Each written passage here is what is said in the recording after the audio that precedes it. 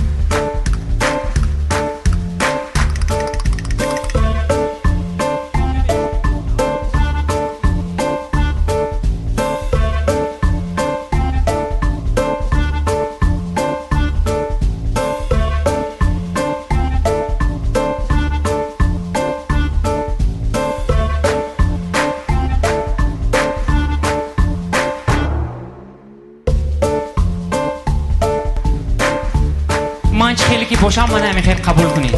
شما مانیکیور میکنیدون، پدیکیور میکنیدون، سالن میریدون، انجام فسان میخریدون، اطلاع قیم میخریدون، روی 1000 سوم با وایران بده از دیگه میکشیدون.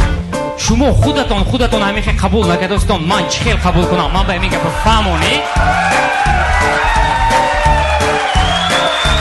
نه میفهمم.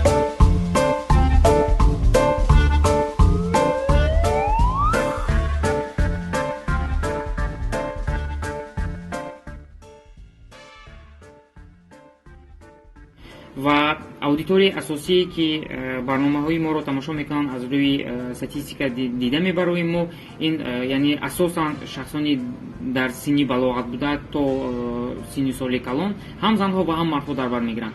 нақшаҳои асосии ман дар он аст ки стендапро ба ҳудуди ҷумҳуриявӣ баровардан ва ба ғайр аз ин берун аз тоҷикистон баромада ба тамоми дунё нишон додан.